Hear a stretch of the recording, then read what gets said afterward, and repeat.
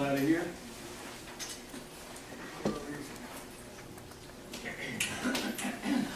All right, thank you very much, Terry. It's a pleasure to be here with you tonight. As Terry mentioned, I'm a resident of Oldham County, here with my wife, Kim. And we've recently become aware of Common Core and what the impact is for our children. And I've been pretty impressed, pretty amazed, maybe is a better word, at what some of the philosophical backings behind Common Core are and what the fundamental basis is for this new educational revamp that is impacting our children and our future generations. First off, just wanted to start with a basic question. Why are we here? Not necessarily why are we here tonight, but why are we here in general? Scripture tells us that Adam fell that men might be, and men are that they might have joy. One of the purposes of life is for us to gain experience, to learn, and to have success and failure and joy and pain, and all these experiences that we have in life are to prepare us. And one day we will be held accountable for our actions. That's the essence of what Franklin called the American religion. There is a God. The best way we can serve Him is by helping our fellow man, and one day we'll be held accountable. Basic essence of our American foundation. When we look at what our duty is as parents, it really ties into the obligation that we have to carry on these traditions, these values that we have to our children, so that they can continue. There's a great quote from Ronald Reagan where he talks about, if you guys remember the quote, he says, "Freedom is not passed in the bloodstream." I can't remember the exact quote, but it needs to be taught and it needs to be passed on generation at a time. If we look at mankind in general, while there's some where have we come from, there's controversy in terms of our background. But I think that it's fair to say that for thousands of years, man has lived in a state of relatively primitive state, even up to, say, 200 years ago. Right here in Kentucky, maybe less than that, people were plowing behind an ox and living their lives in a way that was pretty much the way it had been lived for many years. And if you look back further at different societies, from our earliest beginnings, maybe different societies, maybe there were hunter-gatherers or other warlike tribes, or maybe an agricultural society. Each society adopts a certain set of ideals, a certain set of beliefs, a certain religion, and this defines their culture. Those societies that adopt powerful and strong and time-tested values, they succeed. And those who have values which are weaker, which don't enable this society to grow and to thrive, they fall by the wayside. And as we look back at history, we can see countless cycles of humanity, from small groups of people to large civilizations. And each of these civilizations has a certain set of ideals or values that they consider important. A certain society may place great importance on the value of protecting the queen, for example. And everyone, you would live and die, your life, your purpose was to protect the queen or protect the monarchy. Another society, maybe the purpose was might makes right, and if the bigger guy wins, and there was no such thing as property rights. Another society might value equality, might value celibacy. There are various attributes of societies that lead to their eventual success or their eventual failure. As we look back, the American system that we're based on is based on fundamentally the Judeo-Christian ethic. Western civilization is based on a certain set of ideals that we treasure. One of those ideals is the value of the individual, the importance of the individual. Another is the importance of liberty, of freedom. We didn't start out with the concept of equality. We're all going to be equal. We say that we believe that all men are created equal, but we're not all equal. Depending on what we do in life, our decisions determine some things that happen to us. There's a great deal of chance and some things we can't control. But in general, we believe that man is created equal. And we place high value on the individual and on liberty. And there are other systems that don't place such high value on individualism. In fact, they mock it, that the value of the common good is more important. Or the value of liberty, freedom, is a secondary position to equality. And so there are different systems, and we're going to talk about some of those and how they play out. There's a quote from, let me get my there's a quote from Mark Kirk, who, actually it's not Mark, it's Russell Kirk, which kind of summarizes, it's kind of interesting. Coming up here tonight was interesting because I don't know anyone. My wife and I, we just know Terry now. Terry carries a lot of weight, but we don't know the rest of the crowd. But it's great to come up here and see a group of people, a group of concerned citizens, come up, open with a prayer. Now, I imagine that was a Catholic prayer. I'm not Catholic myself, I'm Christian, but it didn't matter. It didn't matter. The American religion, as Franklin espoused it, it encompasses it. We believe in God, we believe in doing good to our fellow man, and one day we'll be held accountable. These are basic principles. And it's good to see the Pledge of Allegiance. My wife and I were at a swim meet a couple weeks ago. They didn't play the national anthem. I couldn't believe it. Hey, this is a swim meet. Where's the national anthem, bro? It was a minute and 17 seconds. It was interesting that certain elements like that are kind of, so it's good to be up here. There was a quote, though, that I wanted to tie in from Russell Kirk, who's a modern American philosopher who passed away recently. His quote was that all culture arises out of religion. When religious faith decays, culture must decline, though often seeming to flourish for a space after the religion which has nourished it has sunk into disbelief. There's another phenomenal book, I don't know if you guys have read it, I'm sure many of you have, 5,000 Year Leap. It's an incredible book, because what the basic element, the basic premise of the 5,000 Year Leap is when a certain set of true principles are adopted and put into practice, the value of the individual is stressed and made one of the key elements. The importance of the family unit as the core element of society, and governments are limited. In that environment, the spirit of man, the desire to progress and to accomplish, is given its maximum opportunity for success. And in a period of 200 years, we went from plowing behind an ox to walking on the moon. And that's an incredible accomplishment that has been unparalleled. And it's not just here in the United States, that's spread throughout the world. And there's many reasons why that has happened. But one of the core reasons is that a society that adopts sound principles will succeed. Let's go into the next point here. The importance of the family. I've got a bunch of slides. My computer keeps turning off, so let's see if I might just use some of my handouts. We're not that large of a group, so maybe it will work. Let me read a quote here about the importance of the family. Husband and wife. Now, again, we're talking about basic foundational elements of American life. Husband and wife have a solemn responsibility to love and care for each other and for their children. Children are a heritage of the Lord. Parents have a sacred duty to rear their children in love and righteousness, to provide for their physical and spiritual needs, and to teach them to love and serve one another, observe the commandments of God, and be law-abiding citizens wherever they live. Husbands and wives, mothers and fathers will be held accountable before God for the discharge of these obligations. The family is ordained of God. Marriage between man and woman is essential to His eternal plan. Children are entitled to birth within the bonds of matrimony and to be reared by a father and mother who honor marital vows with complete fidelity. Is there anything radical about this? If you were to read this today in a school, you would be thrown out of the school for radical ideas. We talk about societies that succeed and thrive and those that wither away. When the basic principles, the importance of the individual, property rights, liberty, and the value of the family, when those are eroded, just as Russell Kirk said, that society can thrive for a period of time, but eventually it will wither away. And we're going to talk about how that is being attacked systematically in many ways in our society, and specifically tonight in the context of Common Core. Now, I had to go here to look at, let me find one quote here, and then I'm going to jump back. I love this quote. This was hanging in the North Oldham County High School, when the election was going on. In the Teacher of the Year's class, and the teacher is I think it was a PhD with a master's in history. And right during the election. And it was interesting. The quote was, "Liberalism is trust of the people tempered by prudence. Conservatism is distrust of the people tempered by fear."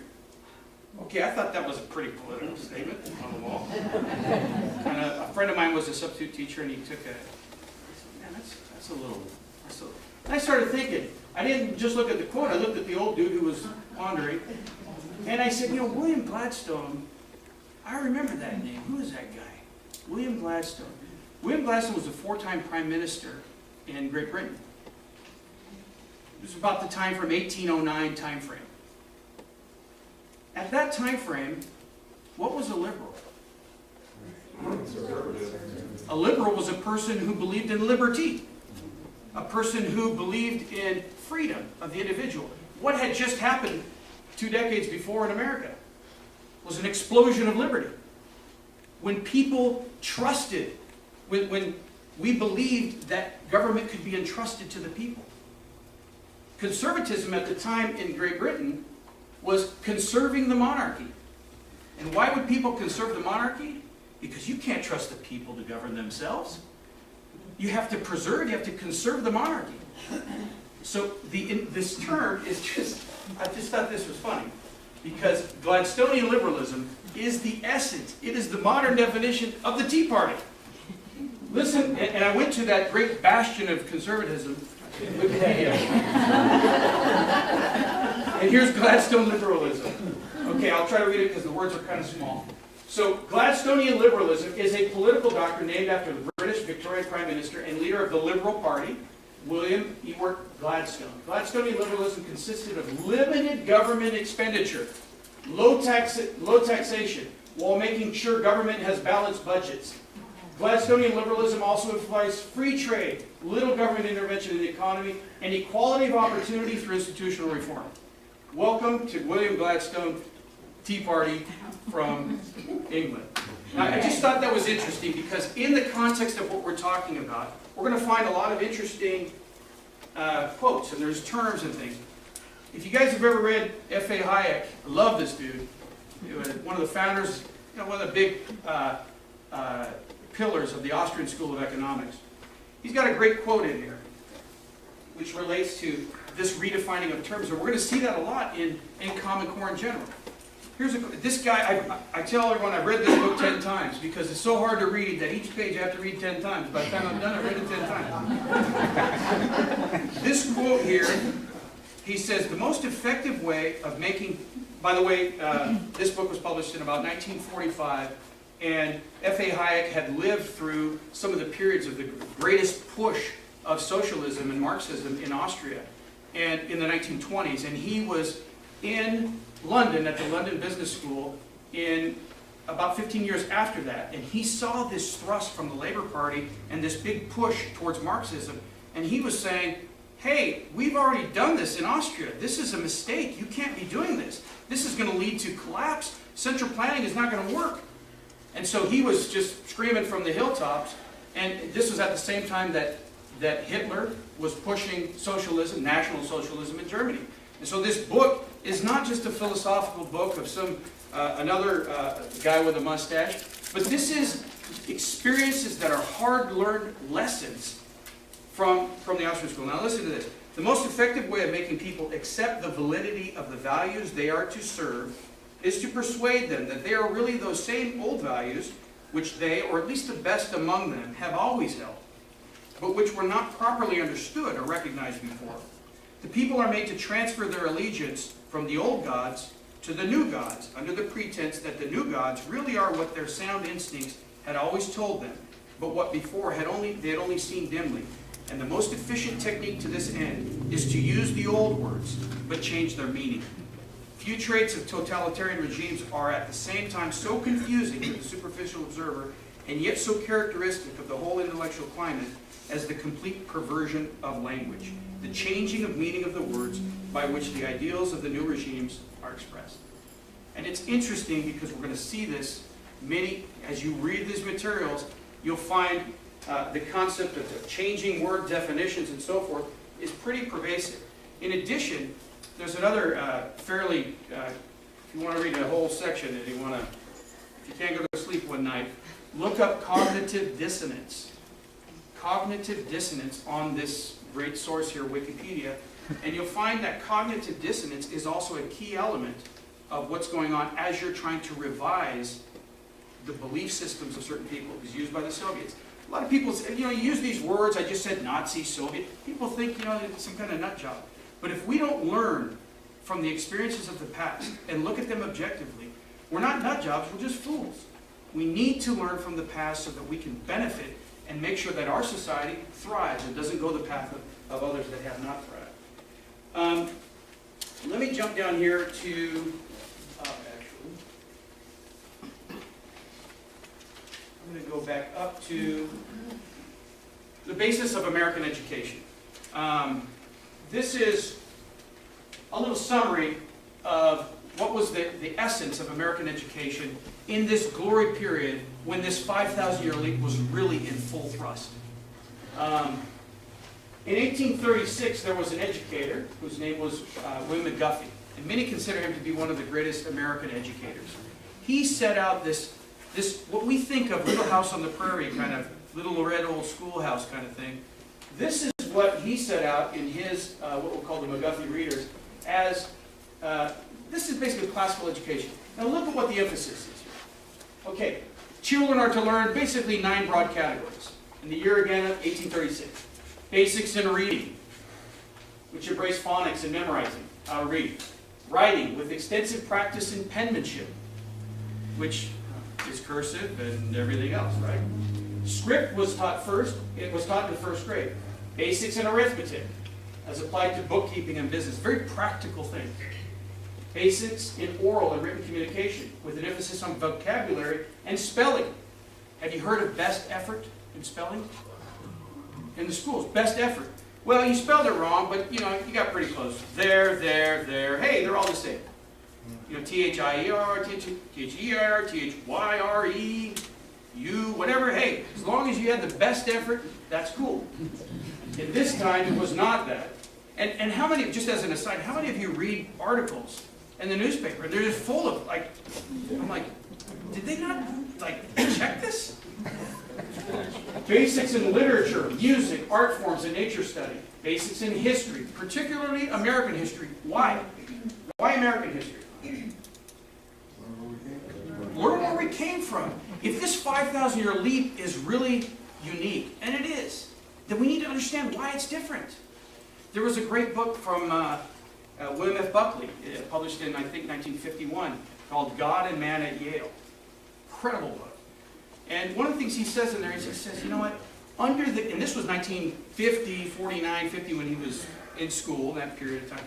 And he basically says, you know what, under the guise of academic freedom, we teach all ideas as equal.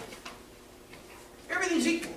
There's no difference between communism and incest and socialism and supremacy groups. Hey, all ideas are equal. Under the guise of academic freedom, he says, we're killing ourselves. We need to present ideas and be able to entertain them. I think Carl Sagan was the one that said that a sign of a true intellectual is one who can entertain multiple ideas without embracing them, but be able to entertain those ideas and understand the pros and cons. All ideas are not equal. I'm sorry, but they are not all equal.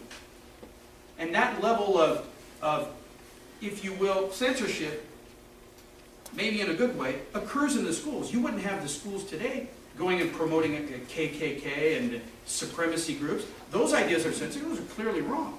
But why are ideals that are proven and vetted put in the same category as others that are unproven and unvetted? Okay, let's see. Oops, my screen keeps going off. I wonder if I can plug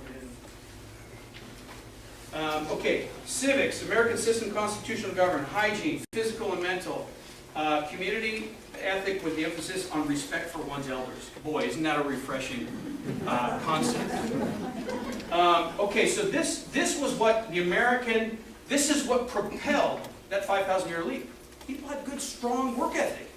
They were rugged individuals.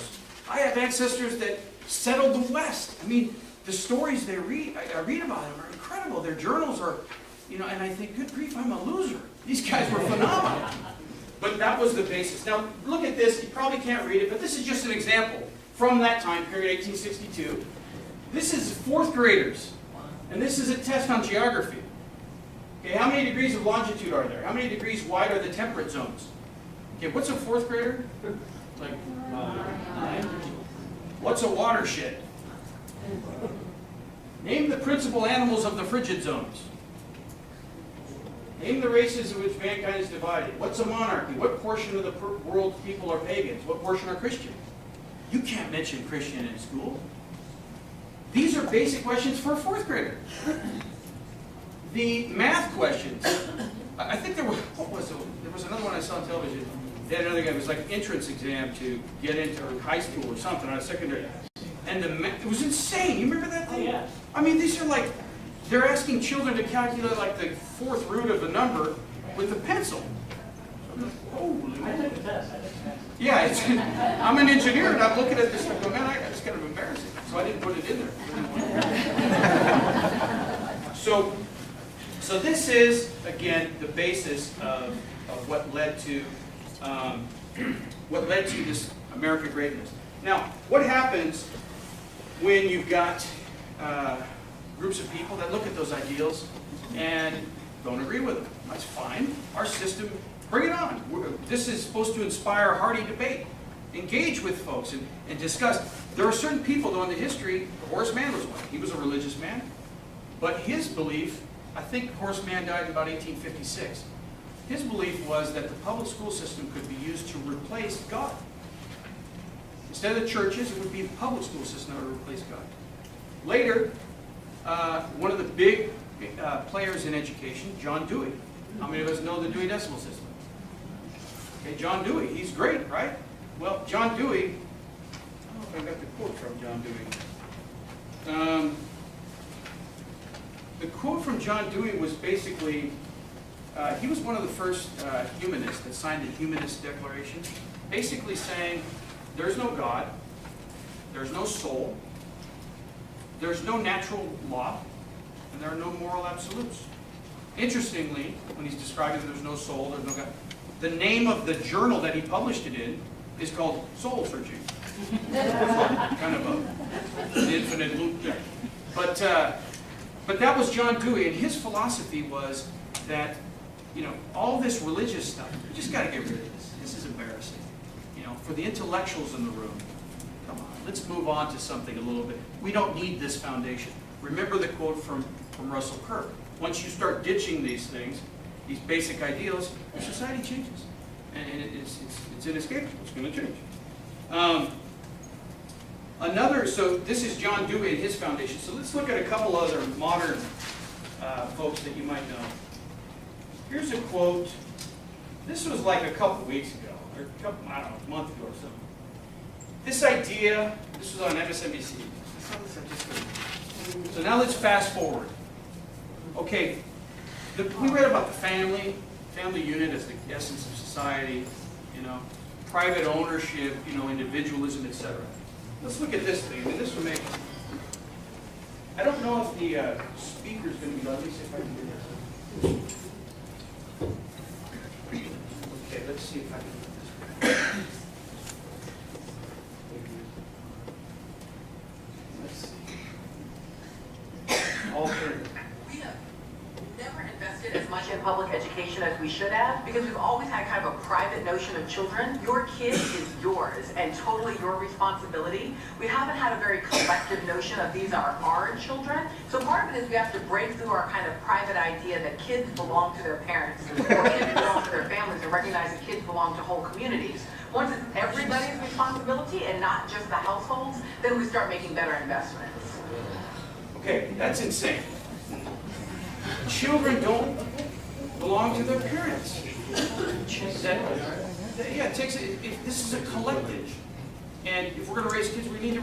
Now, it's some very base element. Yeah, I mean, we collaborate with people. We don't, you know, we go to the store and buy milk. Some people, yeah, there's some collaboration, but that children don't belong to their parents.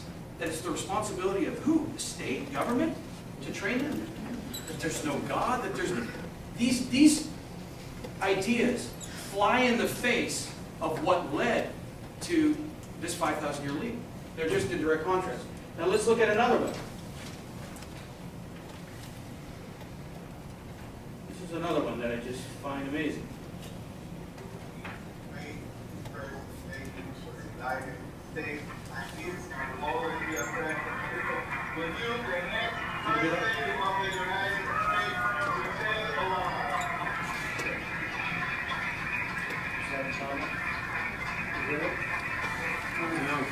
No?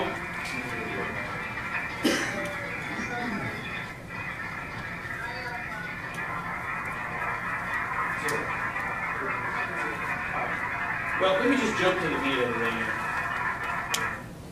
This is Michelle Obama talking in Puerto Rico in 2008. She gets on the mic and basically says, you know, as a president, Barack knows that we need to change our history, change our culture, move us into a new place, because the past is so painful. And let me see if I can, let's get the quote.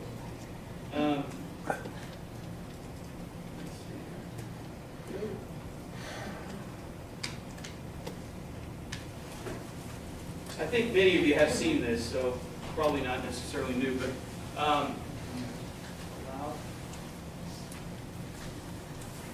it's just stuck.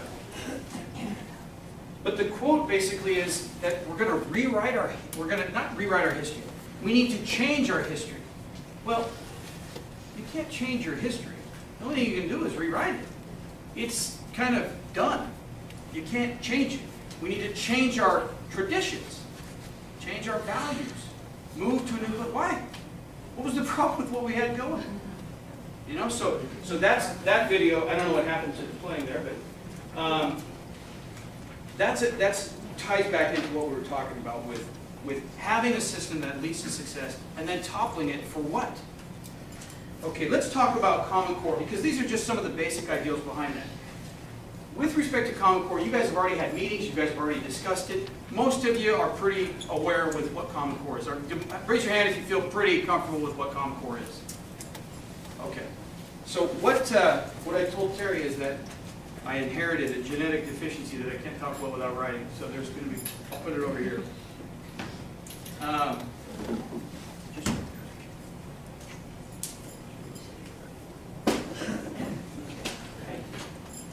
Okay, we're just going to list down what are the foundation of Common Core and how is it laid out into the various layers. How do they stack?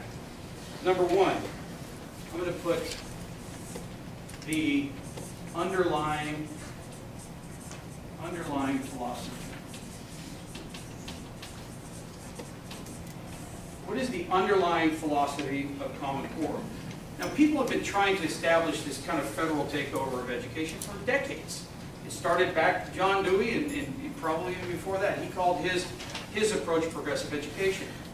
But the idea was that the state power would flow to the state, and that the state would basically just take over that responsibility. Now, even Woodrow Wilson, I think he had a quote in 1909 where he said the purpose of the university, not the elementary school, but the university, is to make a son as different from his father as he can be. I mean, that's just weird. But this is 1909. We're talking 100 years ago. So this effort is not brand new. Common Core just didn't show up last week. These ideas have been in the system for years. One of the core bases of Common Core also is the underlying philosophy of transformative learning. Now, let me go to Wikipedia again, my great favorite source. Actually, that's what the problem was, is that the hotspot. Let me make sure I can get back on that.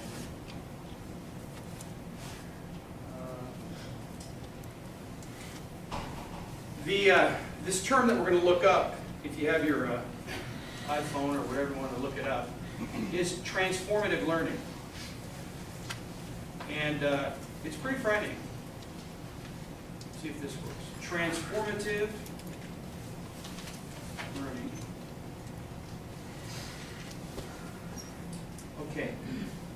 So at the core of transformative learning theory is the process of perspective transformation. Okay? With three dimensions: psychological, which is changes in the understanding of the self; convictional, which is a revision of belief systems; and behavioral, which is changes in lifestyle. Now,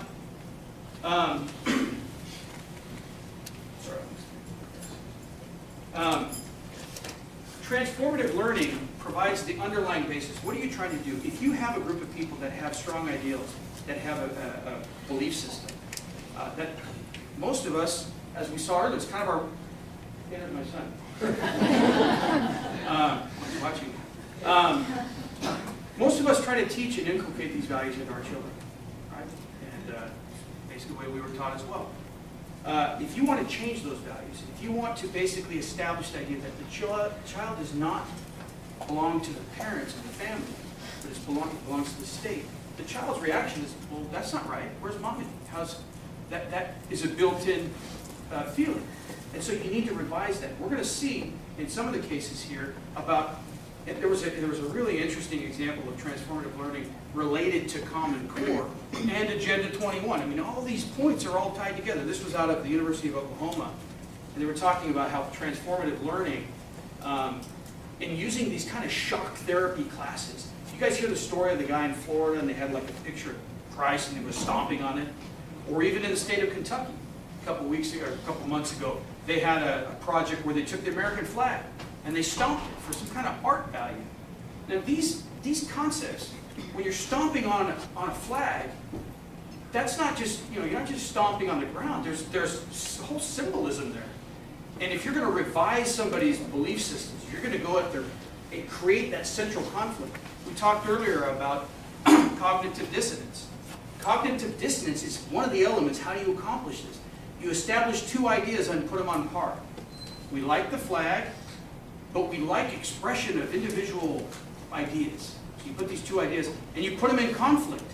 And you do some activity which causes kind of a clash. And in the resolution of that idea, there's a new synthesis that comes forward. This is all a bunch of kind of voodoo psychology type stuff. But it underlies a lot of the core elements here. We've talked about the quote about the children. We've talked about transformative learning. Here's another book, which is from the Teachers Association in New York, which I find very interesting as well. This is, actually, I got this out of the trash. A friend of mine, guy, 18-year-old kid, just graduated from high school, and he said, "Hey, dude, I saw this Common Core thing. I got out of the trash." There you go. So it's pretty interesting because it's from the New York State Union of Teachers, and this is one of their editions on Common Core learning standards in this issue. And you look at how they view Common Core and some of the underlying philosophy behind it. This is the kind of the intro page. Welcome, blah blah, to this edition. It basically says noted service learning expert so-and-so tells us that once students recognize social injustice, it is important to show them that they have a choice. They can be passive or they can take action. The following is a description of how many of the instructional shifts needed for student attainment of the New York Common Core standards can be implemented through projects related to social justice. So the idea is you take these young children and you expose them to these kind of shocking, and we'll see some videos in here that are pretty bizarre. You expose these children and you create an environment where you're putting these ethical dilemmas on these children when they should be learning math and basic arithmetic and stuff. You're giving them these hotly emotional, contestable issues, and you're stressing them in that way. So underlying philosophy, I'm going to put some of the stuff here. I'm going to put transformative learning.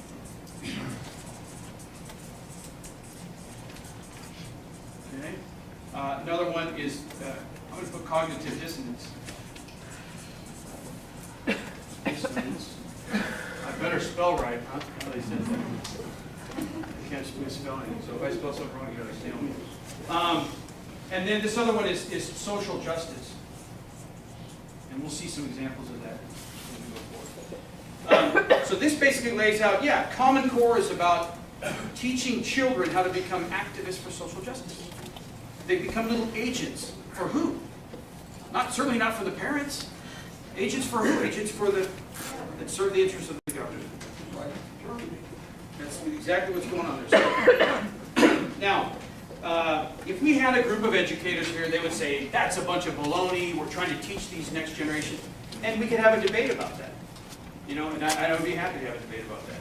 But the underlying basis are not that if you and I were to sit down and write some basic system, I think we'd be much closer to what McGuffey had than something that's coming out now. So let's look at the next level. Once you have the underlying philosophy, your driving thing. What are you trying to accomplish? Well, what we really want to accomplish is X. The next thing is, you've got to define specific standards. Okay, so this is our objective. What are we going to do? How are we going to accomplish this? Well, that's kind of where Common Core standards come in from the top level. The Common Core standards are actually kind of harmless if you look at them. Download the actual, I mean, there's an app on here called, I think it's just called Common Core or something. Where do I have it? It's called Common Core. It's a free app. Here's the standards. If you look at these standards, many of them are like, oh, that's not, I mean, students should be able to add mixed fraction. Okay, cool. Students should be able to, so these are designed to be pretty straightforward. You know, the level of rigor, this is a word that they always use, rigor. I think rigor more is rigor. They use this term a lot, that these are, you know, these are challenging standards. When you look at the Common Core standards, they're not offensive, they're just kind of there. And they're pretty basic. But from a level of rigor, there's a lot more that could be said in terms of challenging the children. The overall, when I went to the this meeting that I met Terry the first time, well, the first time we were in the same at that meeting, they were testifying, and if I heard them correctly, and I think I did, the objective of the Common Core standards is that a student can accomplish a ACT score of an 18. That's the objective. Now, 18, and it's not just that that's like what they're trying, that's the goal. And so you have like a bell-shaped curve. So you've got a reasonable amount that don't reach 18 and some that go over. This is Felicia Cummins Smith who was speaking, I believe that's what they said, 18. That's not rigor. We're talking more rigor mortis. I mean, I'm not trying to bash the kids, but to set that as the goal. What should be our goal? Our goal should be excellence. When my kids play soccer game, what's the goal? The goal is to win. You're not out there just to run around. The goal is to win. You might not win. My son got beat last 3 weeks ago, 9-2, and he came off and he was dejected. I said, you guys were awesome. That team was great, and you guys gave them a run for their money. Well, 9-2, but they played well for that. That other team was phenomenal. It's not, you don't have to win, but the objective should be to win. You shouldn't set out to. We're creating a generation of kids that don't have excellence in their mind. You know, this is great. I worked in church. One of my assignments was to work with the Cub Scouts. So I got this group of a couple of rugrats, 8-year-old dudes running around. We're like fixing bikes and building bird nests and stuff like that.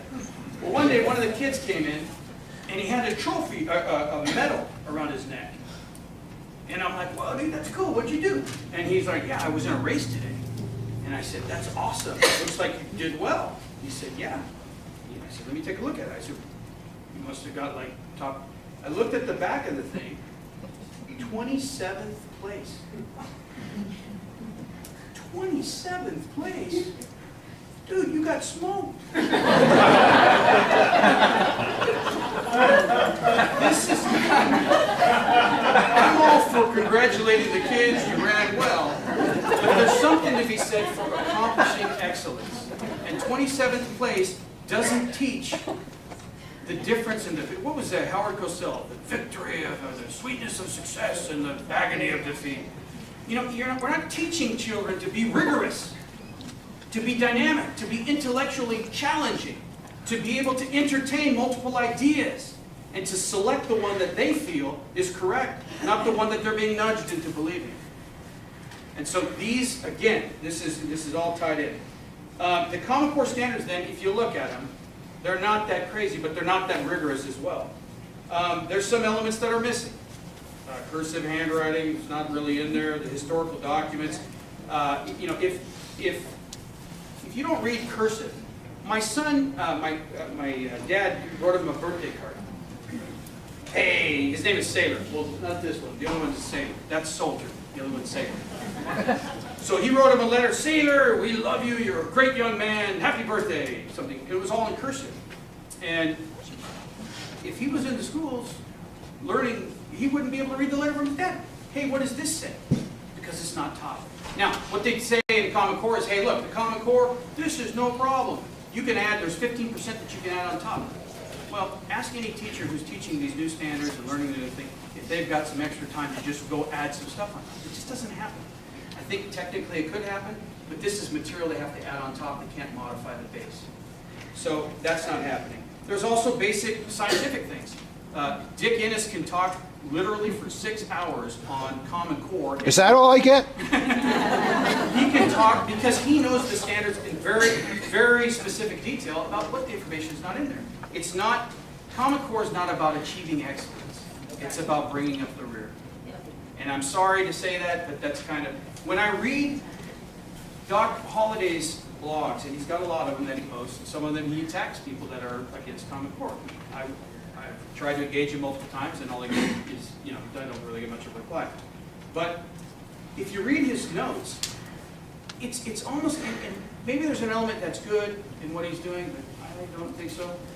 If you read his notes, he talks about that the parents need to meet with the schools often. It's important that you meet with the schools because, and have a meal for them. Have a meal when you have a parent-teacher, because for some of these families, this might be the only warm meal they get all month. I'm thinking, dude, you're talking about Prospect in Oldham County. I think these guys have lots of warm meals. It's a philosophy that targets making sure that nobody stubs their toes. Now, is there value in that? Of course.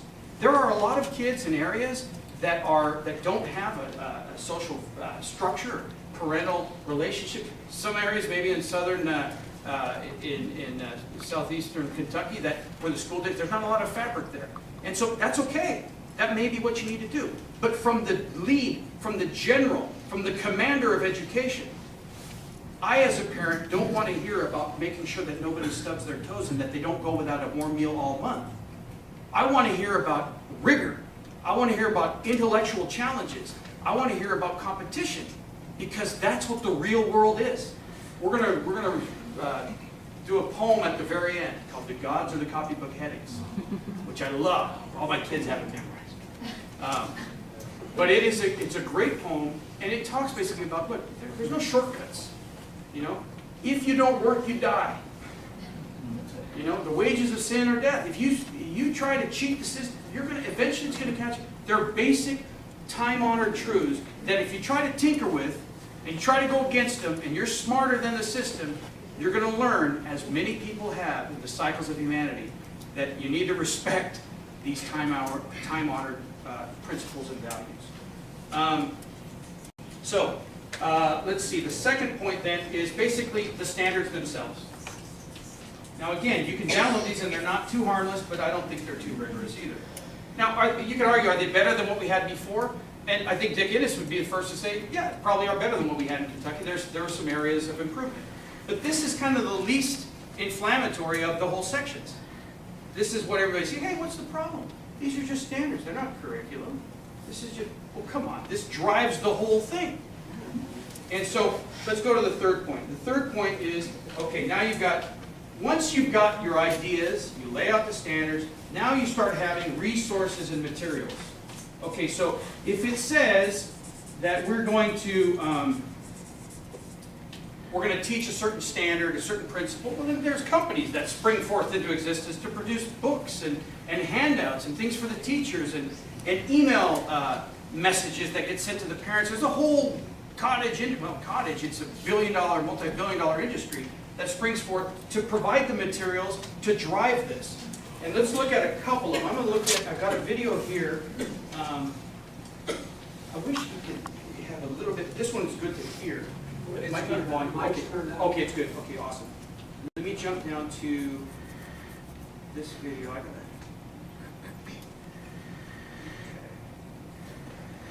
think it's right here. Okay, great. Thanks, Terry. Okay. This is one of the resources, one of the books that's available to teach children. It's all tied in with Common Core. It's Common Core aligned, and it's available. It's called Voices. And this was a group, basically of concerned citizens like you guys up in Utah that was like, what is this? So let's take a look. Recommended primary. Is that here? Recommended primary is literature and writing for English language arts curriculum. It's aligned with Common Core. For first grade. This is for first graders, 6-year-olds. I have a first grade. let's just look at what is this about? What is the purpose of this? Can you guys kind of hear? About literature and writing. Could be better. Okay. There's no other. Conceptual question. And then the voice of democracy. Students use their voices to advocate solutions to social problems, that they care deeply about it.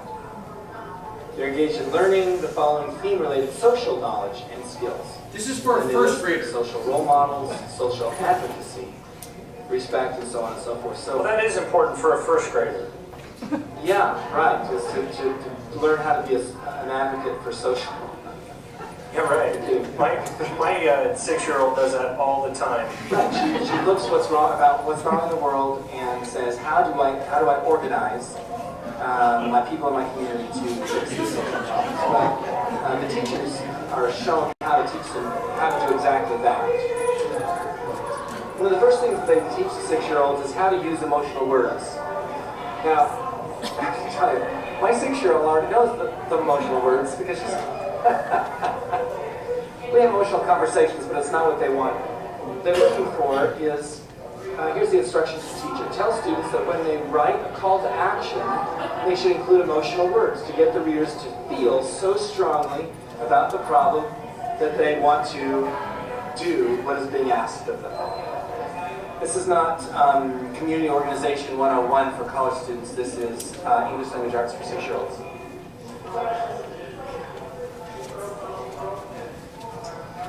So we give examples, and they're very effective at this. So here's the example.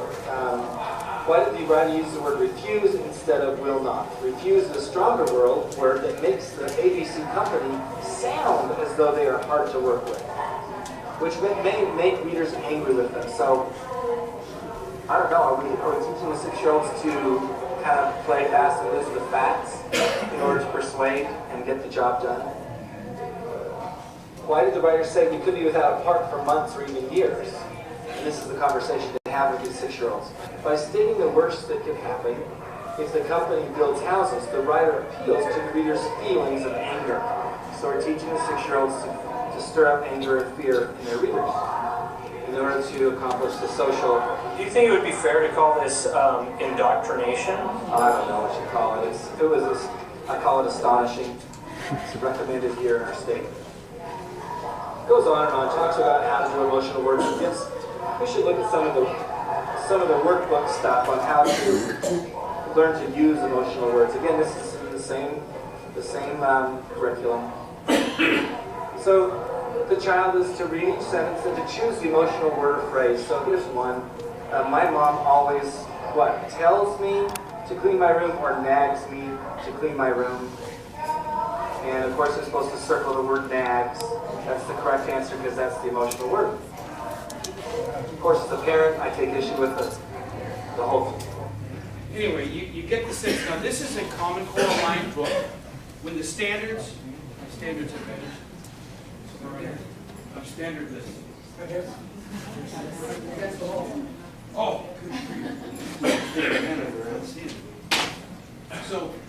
so these are materials that are available, Common Core Line. You go out to the marketplace, go on Amazon and buy Voices and teach it to your class. Because that's what's